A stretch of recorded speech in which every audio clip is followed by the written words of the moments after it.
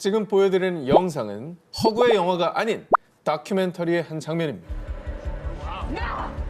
실제 상황입니다. 진짜? 엑소시스트가 아니고? 오, 너무 무서운데?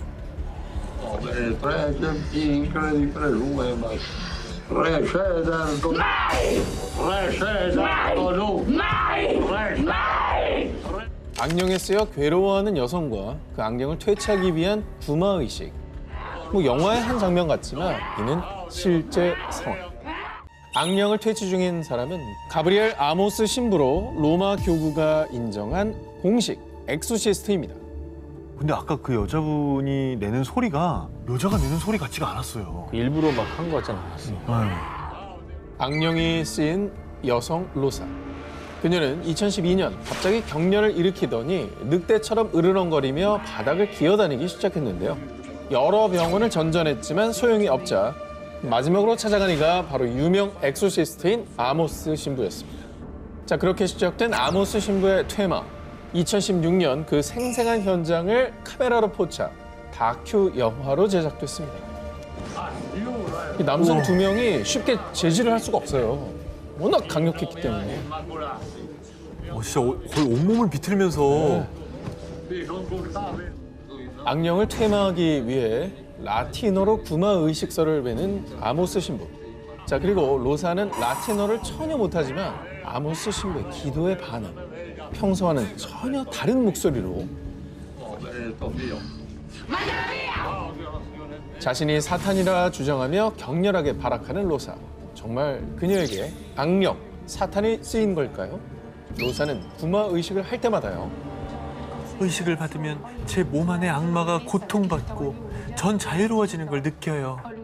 라고 밝혔는데요. 야, 그 우리가 뭐 봤던 뭐 컨저링이나 엑소시스트 이런 영화에 내는 소리가 되게 실제 가깝게 만든 영화구나. 실제가 저 소리니까. 너무 무섭죠. 그렇죠.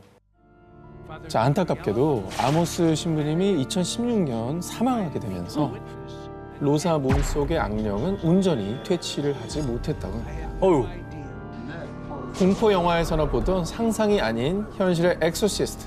과연 악령은 정말로 우리 곁에 존재하는 걸까요?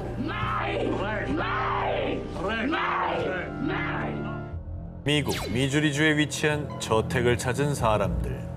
마치 시간이 과거에 멈춘 듯 기묘한 분위기에 조심스럽게 발걸음을 옮겨보는데요. 잠시 뒤 화장실을 갔던 일행이 사색이 되어 돌아왔습니다. 화장실에서 어떤 아저씨가 쳐다보고 있었다고요? 무슨 소리야? 여기 우리밖에 없잖아! 겁을 먹은 일행들이 집을 나서려는 순간 누나들 나랑 놀자. 소름 끼치는 목소리의 주인은 맙소사 수많은 사람이 목격했던 소문 속 다락방의 원숭이 소년 유령. 근데 뭐 화장실에서 누가 봤다면서요. 유령이 또 유령 본 거 아닙니까? 우리밖에 없다고 했는데 그 사람도 유령인 거 아니에요? 이들이 찾은 집은 일명 램프 맨션. 이곳의 또 다른 이름은 미 유명 언론 CNB에서 선정한 세계에서 가장 으스스한 건물 10곳 중 한 곳이기도 한데요.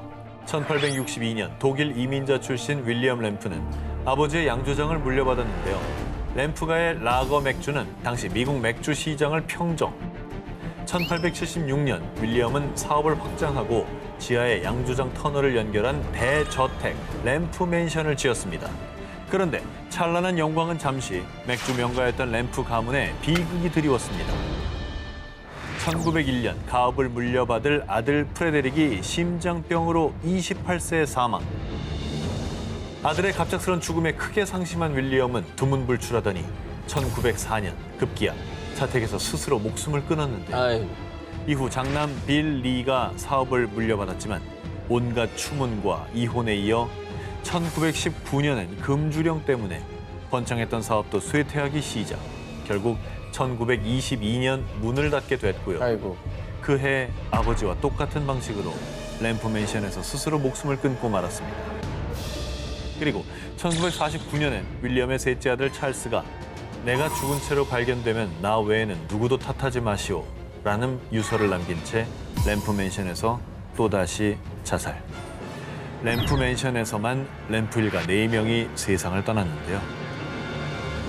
저 일가가 이렇게 다 하나같이 비참하게 생을 마감했는데 뭔가 좀 터가 안 좋다는지 저주에 쓰인 거 아닙니까? 이게 참. 그렇지 않고서는 이렇게 될 리가 없잖아요.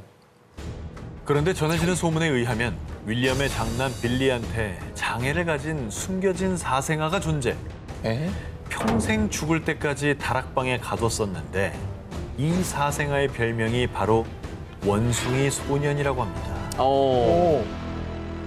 아유, 그러면 또 이게 무서운 게 아니라 안타까운 사연이네. 그러면 앞에 사람들이 겪은 일은 저 일가의 유령이 저 집에 나타난 거예요? 지금도 램프 맨션에선 과거 사무실터였던 여자 화장실에서 빌리 램프의 유령이 목격되거나 분명 잠겼던 문이 저절로 여닫히는 폴터가이스트 현상, 주차장에서 말 울음소리가 들리는 등 영화 같은 일들이 벌어지고 있는데요. 혹시 램프 일가의 유령들이 아직도 집을 떠나지 못하고 있는 건 아닐까요?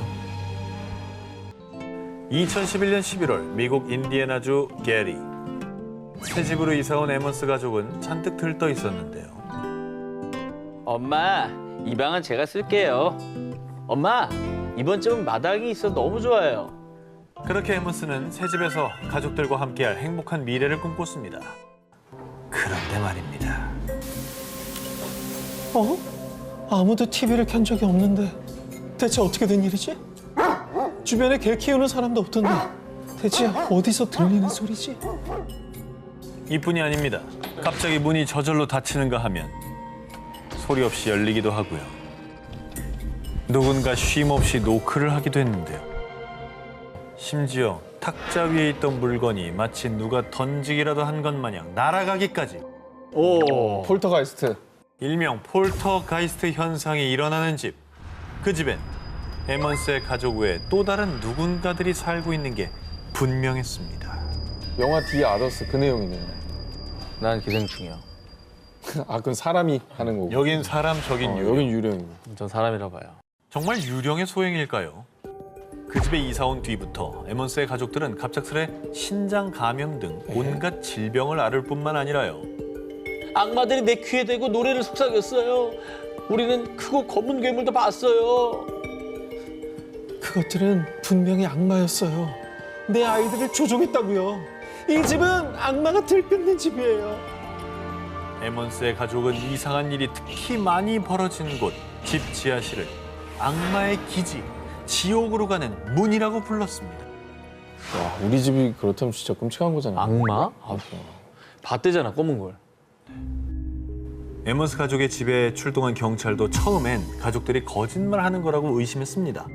계속해서 움직이는 누군가의 그림자와 의문의 목소리, 그리고 집에 묻어난 기름 같은 것을 만졌더니 왜? 손가락이 마치 화상 후 물집처럼 하얗게 변해버리는 등 어디가? 오싹하고 소름 돋는 현상들을 마주했고요. 아, 새끼손가락? 당시 촬영한 주택 사진에는 유령의 모습이 찍혀있기까지 했습니다. 아우, 저거 이상하다. 아우, 씨. 마네킹 아니야? 저주 인형 아니야, 저거? 아우, 저기, 너무 선명하게 찍혔는데? 왜 저렇게 시켰지? 결국 에먼스 가족의 집에서 퇴마 의식이 3차례나 진행됐지만 아무 소용없었고요. 결국 에먼스와 가족은 불과 반년 만에 도망치듯 이사를 나와야 했습니다. 악마의 집, 지옥으로 가는 문, 이렇게 불리던 그 집은 얼마 뒤 미국 기현상 리얼리티 쇼의 진행자 잭 바겐스가 구매. 헐. 그 집에서 일어난 실화를 바탕으로 한 영화 촬영을 위해 2016년 비로소 그 주택을 철거했는데요. 그렇게 2018년 개봉된 다큐멘터리 영화에 이어 세계 최대 온라인 동영상 서비스 기업인 넷플릭스 측에서도 에먼스 가족이 살았던 악마의 집 이야기를 영화로 만들 예정, 2022년 현재 촬영 진행 중이라고 합니다. 진짜 영화로 만들어질 현실 속 공포 얘기. 해당 주택은 철거됐지만요. 그렇다면 그 주택에 살았던 악마의 영혼들은 과연 어디로 갔을까요? 일본 나라현. 오복 명절을 맞아 친척들과 저녁 식사를 하고 있던 초등학생 마루코. 갑자기 폭포에 가야 한다는 숙모에게 떼를 쓰는 마루코. 할머니까지 정색하며 그 꿈 알렸지만 숙모의 고집을 꺾을 수는 없었는데요. 기어이 폭포로 향한 마루코와 친척들. 즐겁지 않은 폭포 나들이엔 끔찍한 이야기가 숨겨져 있었습니다. 아무리 예쁜 폭포도 밤에 뭐하러 가지? 그러니까. 다음 날 가지? 밝을 때 보면 더 좋잖아요. 그럼. 사실 일주일 전 마르코와 가족들은 그 폭포를 방문한 적이 있었습니다. 그런데 마르코는 폭포를 보자마자 말로 표현 못할 찝찝함과 꺼림칙한 기분에 휩싸였고요. 한시라도 빨리 폭포에서 벗어나고 싶은 마음뿐이었습니다. 그렇게 돌아가는 차 안 마르코의 할머니가 조용히 귓속말로 속삭였는데요. 앞으로 저 폭포엔 훨씬 더 맑어라. 느낌이 좋지 않구나. 할머니가 좀 뭔가 안 좋은 낌새를 채신 건지 그래서 이제 할머니가 말렸던 거군요. 그거 가지 말라고. 기운이 안 좋으니까. 왜 간 거야 또? 그러게. 그런데 폭포에 도착한 뒤 숙모는 무언가에 홀린 듯 마르코의 손을 잡아 끌고 폭포로 향해 걸어가기 시작. 숙모 뭐야? 겁에 질린 마르코가 소리치자 놀란 마르코의 어머니가 겨우 숙모에게서 딸을 떼어놓았는데요. 마치 다른 사람이 된 듯한 숙모는 뭐야? 마르코를 째려본 뒤 홀로 폭포로 빨리듯 걸어 들어갔습니다. 어휴. 예? 갑자기 바람이 강하게 불고 수면이 요동치기 시작했는데요. 순식간에 폭포에 몸이 잠기려던 찰나 숙모는 바위에 부딪혀 넘어지며 다행히 정신을 차렸는데요. 이상한 것은 그 바위엔 불경이 쓰여 있었습니다. 엥? 숙모가 넘어진 장소는 과거 한 불귀의 객이 스스로 목숨을 끊은 곳이라는 것. 그 영화 람종 속에 그 귀신에 빙의된 것처럼 숙모도 물귀신이나 뭐 어떤 귀신에 홀린 게 아닌가. 아 근데 순간 뭐 그래도 바위에 부딪히면서 이제 살아난 거잖아요. 거기 불경이 있었다고 하니까 혹시 그게 좀 위력이 있었던 거 아닐까? 불경의 힘이다. 한 일본인이 초등학생 때 폭포에서 겪었다는 끔찍한 경험. 정말 숙모는 귀신에 홀렸던 걸까요? 일본 어느 가정집. 여느 때처럼 아르바이트를 마치고 귀가한 토모. 토모 물고기들 밥 안 줬어? 집에서 키우던 열대어들이 하루 사이에 모두 죽어 있었는데요. 그런데 나무가 말라 죽었잖아. 저게 지네. 토모 이거 네가 그랬지? 그런데 기묘한 일은 이뿐만이 아니었습니다. 석 달 전부터 아르바이트를 시작한 뒤 토모의 온몸에 심한 발진이 생겼고요. 고양이가 그를 피하기 시작. 더욱 기이한 것은 아빠 요즘 새벽부터 어딜 다녀와? 손톱에 흙 좀 봐. 내가 그랬다고? 난 그런 적 없는데. 토모의 아버지가 매일 새벽 3시만 되면 잠옷바람으로 어딘가 나가서는 온통 흙투성이가 돼서 귀가. 하지만 이상하게도 아버지는 이를 전혀 기억하지 못했습니다. 그리고 어느 날은 함께 사는 어린 조카가 배를 쥐어뜯다가 피투성이가 되는 일까지 발생. 뭐야? 또 한 가지 이상한 일은 그 무렵 토모는 매일같이 똑같은 꿈을 꿨는데요. 한 번도 본 적 없는 7명의 사람이 토모를 내려다보며 고개를 내젓는 기묘한 꿈이었습니다. 아우 기분 나빠. 아니 아까 아르바이트 시작하고 발진이 생겼다고 했잖아요.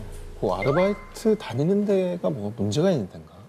하도 주변에 이상한 일이 생기자 토모는 친구의 도움으로 점을 보게 됐는데요. 그런데 당장 그 일 때려쳐. 그 저주는 주변 사람들한테 돌아온다고. 사실 토모가 하는 아르바이트는 저주 대행 아르바이트. 에이그 저거 있다고 그랬잖아. 우리 소개했잖아.